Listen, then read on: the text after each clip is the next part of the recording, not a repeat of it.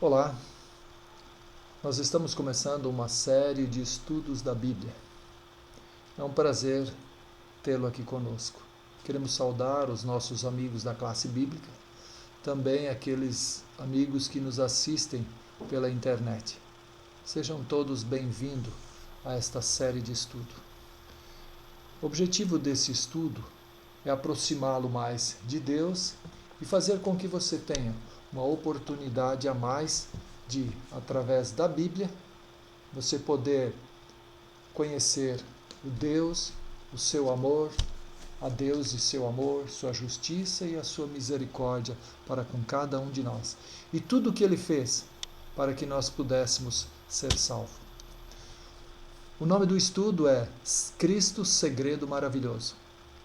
O primeiro estudo fala sobre a criação, pecado e redenção.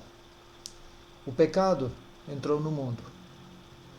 E ao entrar no mundo, ele destruiu aquilo que Deus havia criado. Como Deus fez para reverter isso? Como Deus redimiu o homem que entrou e caiu em pecado? O segundo estudo, como conversar com Deus. O terceiro, a volta de Jesus. Como será essa volta de Jesus? A Bíblia fala de 1000 anos. O que é isso? Nós vamos estudar no livro do Apocalipse o que a Bíblia diz a esse respeito. Vamos também ver sobre o juízo divino. Como Deus vai julgar a cada um de nós. Como Ele vai julgar as pessoas e, ao final, recompensá-las. Nós vamos ver sobre o novo céu, a nova terra. Como será? Nós veremos também sobre os 10 mandamentos. São os princípios do caráter de Deus. Qual é o desejo de Deus com esses mandamentos para conosco? Vamos também estudar o sinal de Deus. Como honrar o Criador? O 8º estudo será sobre a imortalidade da alma e astrologia. Também vamos ver sobre o 9º estudo que fala a respeito da criatura ou Criador. Quem vamos adorar? A quem seguir? A Bíblia nos dará os parâmetros e o caminho certo para nós caminharmos. O 10º estudo fala sobre os dons diversos, dom de profecia, dom de língua, que são os temas mais discutidos e qual a importância desses temas para a nossa vida e a importância de compreendê-los corretamente para sabermos aplicar a nossa vida e nos preparar para recebê-los.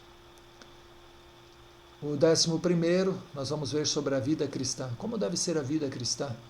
O relacionamento entre os pais e os filhos, entre os filhos e os pais, entre o marido e a mulher, as questões sexuais, relacionamento sexual. O que a Bíblia fala sobre isso? O 12º, como viver com saúde. Nós vamos perceber o interesse de Deus na nossa vida espiritual, mas também na nossa saúde física, para que possamos, através dela, honrar a Deus através da nossa vida. O 13º, nós vamos ver sobre as finanças, prova de fé. Deus nos apresenta uma forma de termos a Ele como sócio em nossas finanças. E o 14º, nós vamos ver sobre o novo nascimento. E então, nesse novo nascimento, nós vamos ver a cerimônia do lava-pés, Santa Ceia, e aí nós concluiremos esse nosso estudo. Portanto, você está convidado a participar de todos e hoje nós teremos o nosso primeiro estudo, que é Criação, Pecado e Redenção. A criação. Deus criou a terra perfeita e bela. A terra, mesmo após o pecado, a gente consegue perceber uns traços de beleza nas árvores, nas plantas, nas flores, nos animais. E aí então isso nos faz desejar o novo céu na terra e imaginar a beleza que foi esse lugar que ele havia preparado. E viu Deus tudo quanto havia e quanto fizera. Eis que era muito bom. Houve tarde e manhã do 6º dia. Está lá em Gênesis, no capítulo 1 e o verso 31. E o homem foi criado com livre-arbítrio. 1 Pedro, capítulo 2, verso 16, nos diz: como livres que sois, não usando todavia a liberdade por pretexto da malícia, mas vivendo como servos de Deus. Como livres que sois. Deus não criou máquina, Ele criou seres livres e pensantes. Deus correu um grande risco de que alguém poderia rebelar-se. Vamos à primeira pergunta. Deus criou os querubins ou anjos perfeitos? Ezequiel capítulo 18 e o verso 14 e 15. Abra a sua Bíblia agora para nós podermos então, ou para você poder ler na sua Bíblia, nós vamos ler aqui o texto de acordo com a Bíblia. Tu eras querubim da guarda ungido, e te estabeleci, permanecias no monte santo de Deus, no brilho das pedras andavas. Perfeito eras nos teus caminhos, desde o dia em que foste criado, até que se achou iniquidade em ti. Querubim da guarda. Havia um anjo no céu que tinha uma função especial. O céu era banhado por uma música suave. E esse anjo era responsável por essa melodia suave. Ele andava entre os demais anjos, no brilho das pedras andavas. E o verso 15 então nos dá a resposta que nós estamos buscando a essa pergunta. Perfeito eras. Então, Deus criou os querubins ou anjos perfeitos? Sim, Deus criou perfeito. Segunda pergunta. A quem Deus deu o domínio após a criação da terra? Gênesis, capítulo 1, verso 27. Criou Deus, pois, o homem à sua imagem. A imagem de Deus o criou. Homem e mulher os criou. E Deus os abençoou e lhes disse: Sede fecundos, multiplicai-vos, enchei a terra e sujeitai-a. Dominai sobre os peixes do mar, sobre as aves dos céus e sobre todo o animal que rasteja pela terra. Criou Deus o homem e a mulher. E aí lhes disse: dominai. Esta é a ordem de Deus para com o homem e a mulher que ele havia criado. Esse homem e a mulher eram Adão e Eva. Então, a quem Deus deu o domínio da terra? Ao homem e à mulher. Certo? E que prova de obediência pediu Deus? Gênesis capítulo 2, verso 16 e 17. E o Senhor Deus lhe deu esta ordem: de toda a árvore do jardim comerá livremente, mas da árvore do conhecimento do bem e do mal não comerás, porque no dia em que dela comeres, certamente morrerás. Ok. Que prova de obediência então Deus pediu? De toda a árvore do jardim se comerá livremente, mas uma única árvore, Deus falou, essa é minha. Essa é algo que eu reservei para mim. Certo? Eu te dou todas as árvores, mas essa é minha em particular. A árvore do conhecimento, do bem e do mal não comerás. Então qual foi a prova de obediência que Deus pediu? Que não deveriam comer do fruto da árvore do conhecimento do bem e do mal. Cada resposta que nós damos a cada pergunta é uma resposta sugestiva. Você vai ter no PDF e ali você coloca a sua resposta, certo? Bom, no jardim do Éden havia milhares de árvores frutíferas, com sabor, cheiro, tamanho, forma e cor diferente. De todas, apenas uma Deus separou como prova de obediência. Quanto à tentação, Adão e Eva haviam sido avisados que seriam tentados. O pecado. Se Deus criou um mundo perfeito, como surgiu o pecado? O pecado é o mal. O pecado são as prisões, a morte, a fome. É isso que ele trouxe, as guerras, as deficiências físicas, tudo o que é ruim, aquelas mágoas que sentimos, a falta de perdão, todos os problemas que afligem a humanidade são os problemas que vieram junto com o pecado. E isso Deus não desejava para nós. Ok. E a quem Lúcifer então desejou ser semelhante? Isaías capítulo 14, verso 13 e 14. Tu dizias no teu coração: eu subirei ao céu. Acima das estrelas de Deus exaltarei o meu trono, e no monte da congregação me assentarei, nas extremidades do norte. Subirei acima das mais altas nuvens, e serei semelhante ao Altíssimo. Ok? Subirei acima das mais altas nuvens e serei semelhante ao Altíssimo. A quem Lúcifer desejou ser semelhante? Ao Altíssimo. O momento exato em que surgiu o pecado é desconhecido. Lúcifer cobiçou a posição de Deus e não o caráter. Ele quis a autoridade de Deus, mas não o seu amor. Deus não tem prazer na obediência forçada. E por isso não impediu que os maus desígnios do enganador fossem adiante. Satanás influenciou a terça parte dos anjos. Está lá em Apocalipse, capítulo 12, verso 4 a 9. A sua cauda arrasta a terça parte das estrelas do céu. A cauda, em Isaías capítulo 9, 13, nos diz que é a mentira.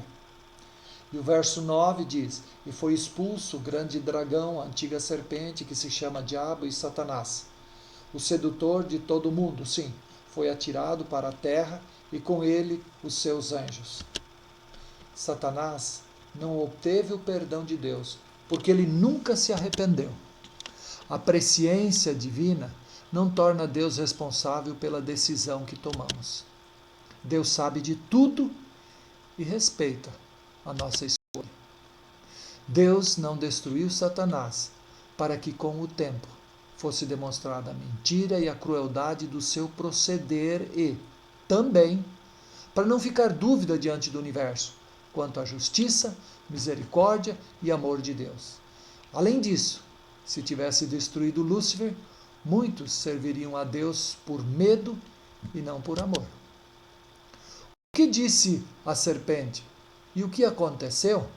Vamos ver Gênesis, capítulo 3, verso 1, 4, 5 e 6. Mas a serpente, mais sagaz que todos os animais selváticos que o Senhor Deus tinha feito, disse à mulher: é assim que Deus disse: não comereis de toda a árvore do jardim? Então a serpente disse à mulher: é certo que não morrereis, porque Deus sabe que no dia em que dele comerdes se vos abrirão os olhos, e como Deus sereis conhecedores do bem e do mal. Vendo a mulher que a árvore era boa para se comer, agradável aos olhos e árvore desejável para dar entendimento, tomou-lhe do fruto e comeu, e deu também ao marido, e ele comeu. A serpente, a mais sagaz. A sagacidade do termo original quer dizer, ela era de uma beleza, ela tinha atrativos, não era esse sentido pejorativo que nós temos hoje. Era um sentido que elevava a serpente a uma qualidade atrativa superior aos demais animais. E aí disse: é certo que não morrereis, vocês não vão morrer. E ainda colocou a seguinte condição: vocês vão ser conhecedores do bem e do mal. Só que ao ela dizer que vocês seriam conhecedores do bem e do mal, ela quis dizer que Deus estava sendo tremendamente egoísta, tremendamente mal, não querendo que eles conhecessem o mal. E Deus estava sendo dessa forma egoísta para com eles. O mal é o que nós já falamos.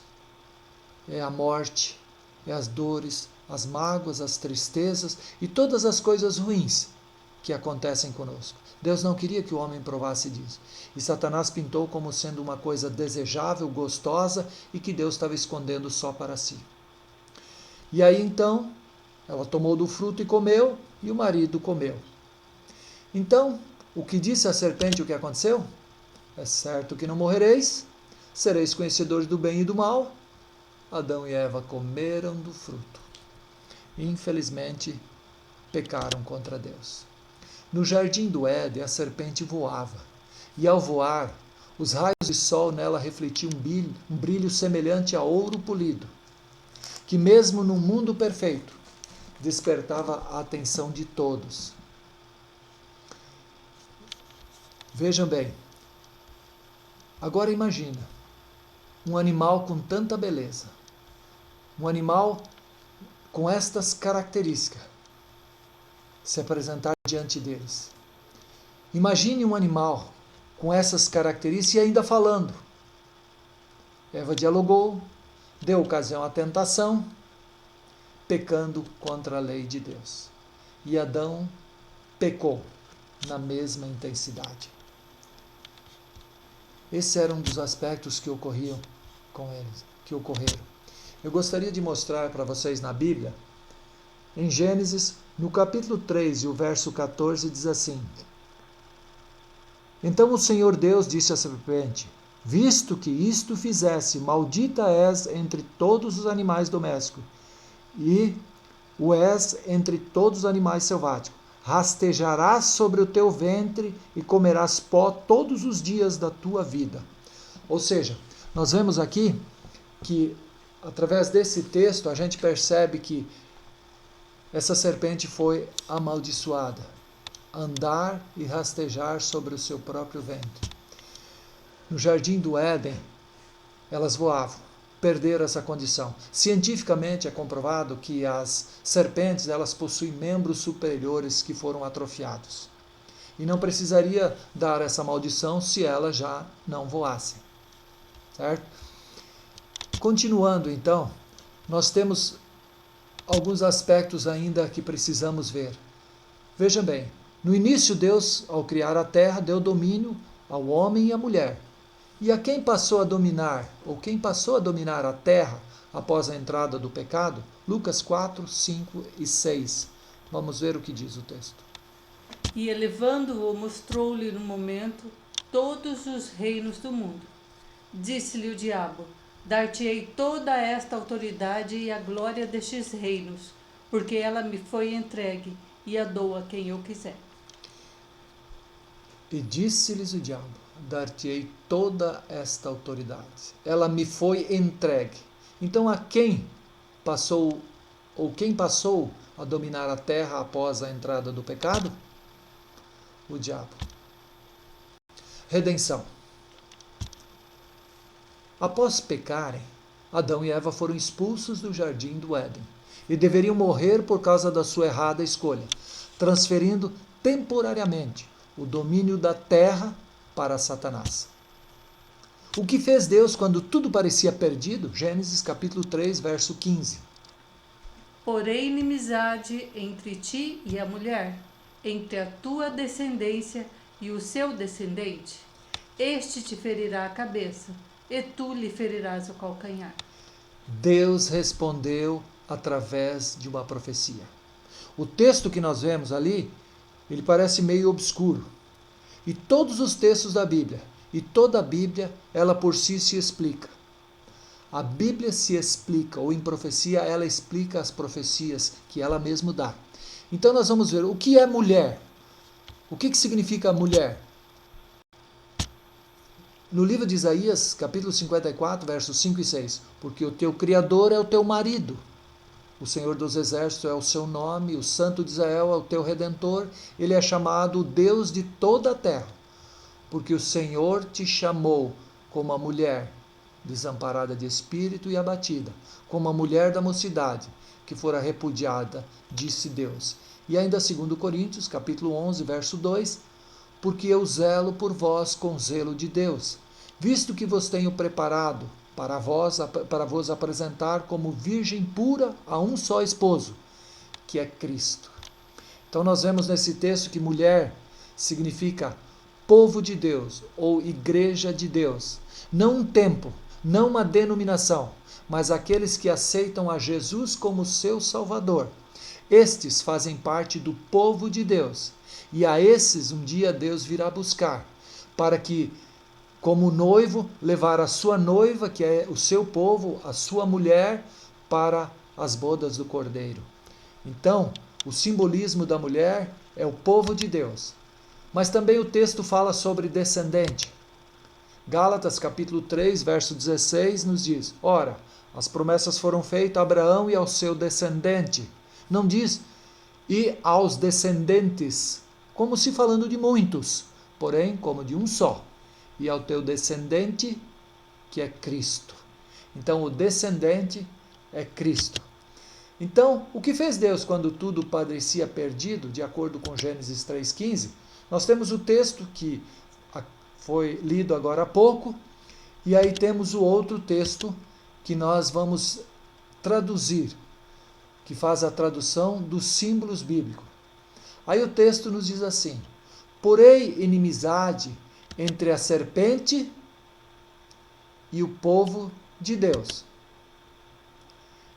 entre a tua descendência e o Cristo. E Cristo te ferirá a cabeça, e tu, a serpente, lhe ferirás o calcanhar. Ficou claro? Aonde está a palavra ti? É a própria serpente, que o texto está se referindo a ela.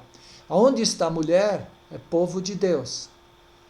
Aonde está o descendente? É Cristo. E esse descendente, Cristo, vai ferir a serpente na cabeça. E a serpente seria a que faria mal mordendo o calcanhar. Ou seja, Cristo haveria de vir e dar um golpe mortal na cabeça da serpente. Ela faria mal, tentaria prejudicá-lo, mas não venceria. Então o que fez Deus quando tudo parecia perdido? Ele respondeu e prometeu que haveria de mandar um descendente, que é Cristo. Então prometeu esse descendente Cristo e o Cristo, Deus o Filho, pisaria a serpente, Lúcifer, na cabeça. Que ritual que se iniciou após a entrada do pecado? Êxodo capítulo 13, capítulo 12, verso 3, 5, 7 e 8. Vamos ao texto.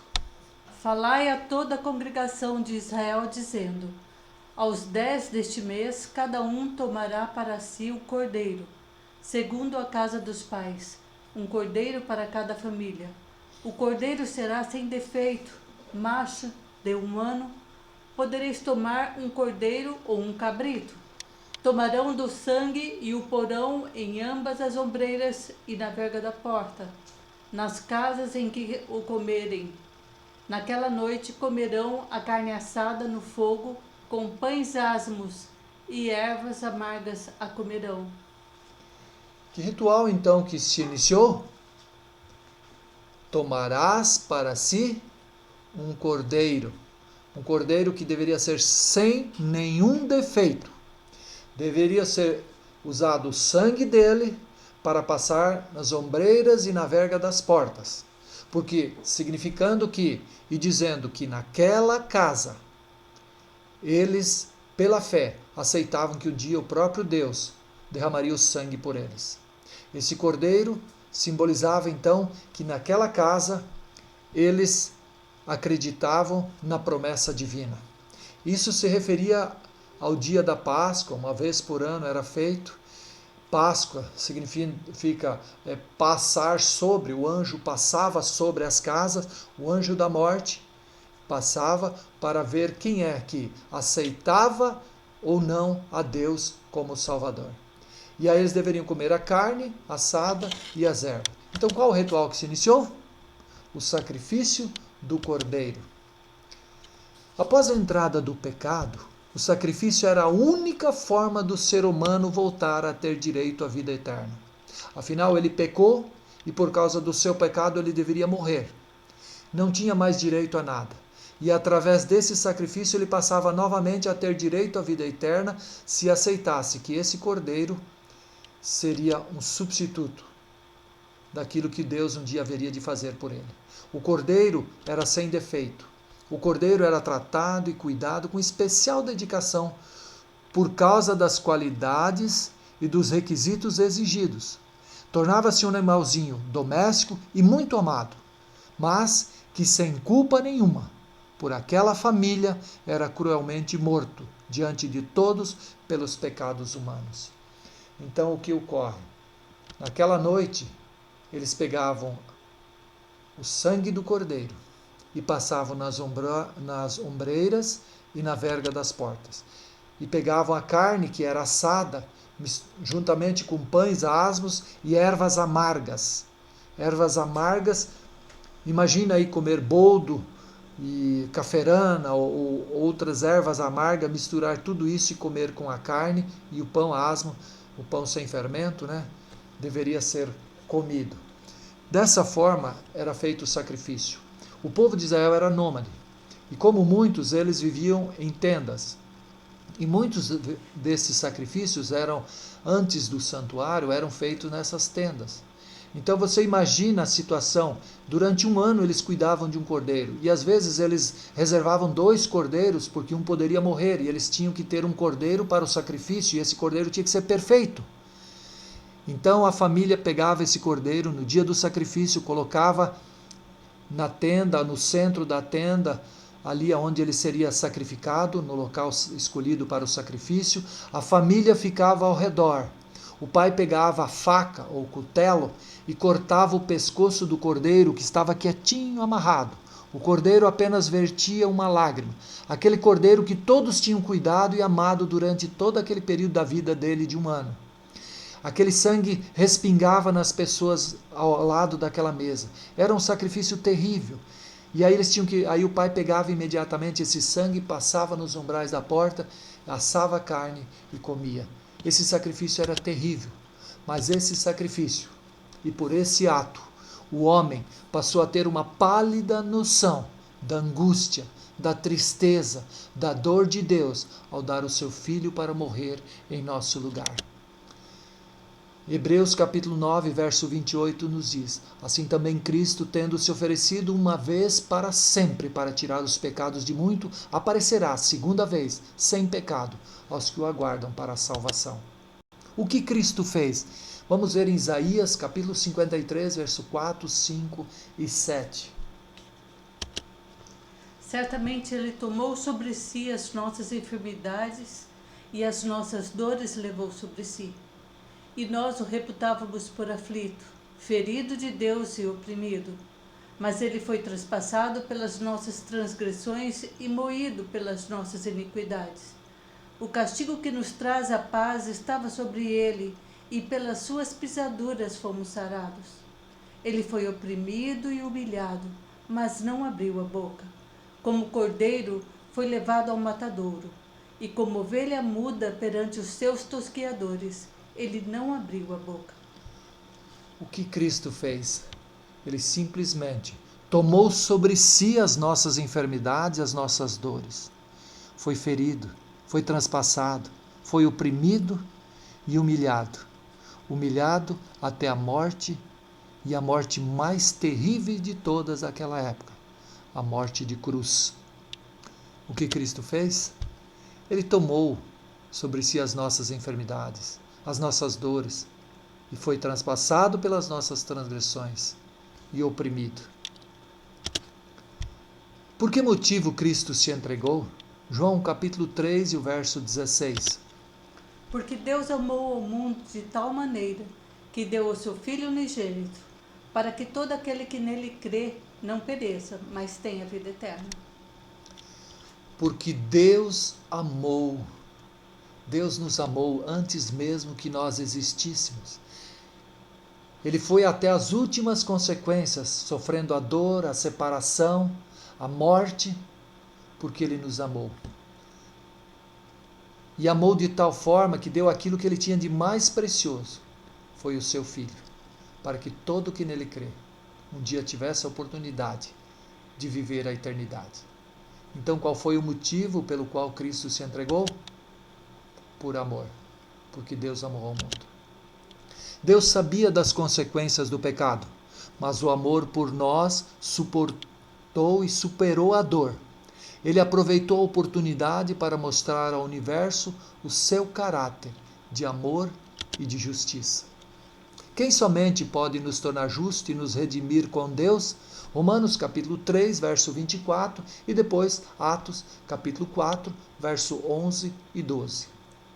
Sendo justificados gratuitamente por sua graça, mediante a redenção que há em Cristo Jesus, Este Jesus é pedra rejeitada por vós, os construtores, a qual se tornou a pedra angular.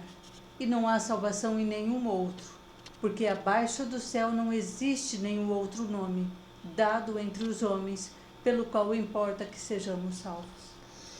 Jesus Cristo, somente Ele pode nos redimir. Conta-se que na construção de um templo, os construtores mandaram o projeto para trazerem as pedras com as quais seria usado para a construção do templo. Então vieram aquelas pedras carregadas, pedras muito grandes, pesadas, e começaram a construção do templo de acordo com as pedras, todas uniformes, quadradas, sendo colocadas. E aí no caminho sempre tinha uma pedra que atrapalhava. Ela não era quadrada, era meio triângulo, era uma pedra triangular, não servia para nada e aquilo atrapalhava toda a construção, todo o trabalho. E ela foi jogada para um lado, jogada para outro, e a construção seguiu. Quando chegou no final, com todo o escoramento, não tinha como tirar as escoras do templo, porque não conseguiam travar as pedras que tinham sido colocadas. E aí então lembraram-se daquela pedra que havia sido rejeitada. Aí buscaram ela. Quando trouxeram ela e colocaram ela naquela parte final, na parte superior do templo, quando colocaram, ela encaixou-se perfeitamente. Aí puderam tirar as escoras e o templo ficou sustentado. Então Jesus é essa pedra. E não há salvação em nenhum outro, nem em cima nos céus e nem embaixo entre os homens, pelo qual nós poderemos ser salvos. Quem somente então pode nos tornar justos e nos redimir com Deus? Cristo Jesus. O preço da salvação é a morte. Romanos capítulo 6, verso 23 nos diz: pois o salário do pecado é a morte. O preço para o pecador é de graça. Está lá em Romanos capítulo 3, verso 24. Mas pela graça, sem exigir nada, Deus aceita todos por meio de Cristo que os salva. O pagamento, o sangue de Cristo. 1 João capítulo 1, verso 7. E o sangue de Jesus, o seu Filho, nos limpa de todo o pecado. Através do sacrifício de Cristo, o domínio deste mundo voltou a Ele, por ser o nosso Criador e Redentor. Colossenses capítulo 1, verso 13 e 14, nos diz que libertou-nos das trevas. E Daniel capítulo 7, verso 14, nos apresenta que o domínio a Ele é eterno. Domínio dele, Cristo, é domínio eterno. Ao confessar e aceitar a Cristo como Salvador, eu recebo o perdão completo. Deus perdoa os pecadores, não o pecado. Por isso Cristo morreu. Satanás, ele não é pecador, ele é pecado. E finalmente no juízo pagará com a vida os pecados dos pecadores. Cada pecador arrependido, esse pecado recai sobre o pecado que é Satanás. E ele um dia vai pagar no juízo, com a sua morte, o pecado de todo pecador que foi transferido para ele. Certo? O sacrifício do cordeiro era a figura do sacrifício de Cristo. Em João capítulo 1, verso 29 nos diz: viu João a Jesus e disse-lhe: eis o Cordeiro de Deus que tira o pecado do mundo. Havia um santuário terrestre, que é figura do santuário celestial. Em Êxodo capítulo 25, verso 8 nos diz: e me farão um santuário, para que eu possa habitar no meio deles. Apocalipse capítulo 11, verso 19 nos diz: e abriu-se então o santuário de Deus que se acha no céu, e foi vista a arca da aliança no seu santuário, e sobrevieram relâmpagos, vozes, trovões, terremoto e grande saraiva. Hebreus capítulo 2, verso 3. Como escaparemos nós se negligenciarmos tão grande salvação? A qual, tendo sido anunciada inicialmente pelo Senhor, foi-nos depois confirmada pelo que a ouviram? Apocalipse 1,6. A Ele a glória, o domínio, pelos séculos dos séculos. Amém. Você crê que a morte de Cristo é suficiente para te perdoar e salvar? Que Deus abençoe, que você possa, de hoje em diante, reconhecer a Cristo como o único e suficiente Salvador. No próximo estudo, nós estaremos vendo como conversar com Deus. Vamos ver o que a Bíblia nos fala a respeito disso. Obrigado a todos. Qualquer dúvida, através da nossa página, pode entrar em contato conosco, ou então através do e-mail que está aí no final de cada estudo. Muito obrigado. Deus abençoe a todos.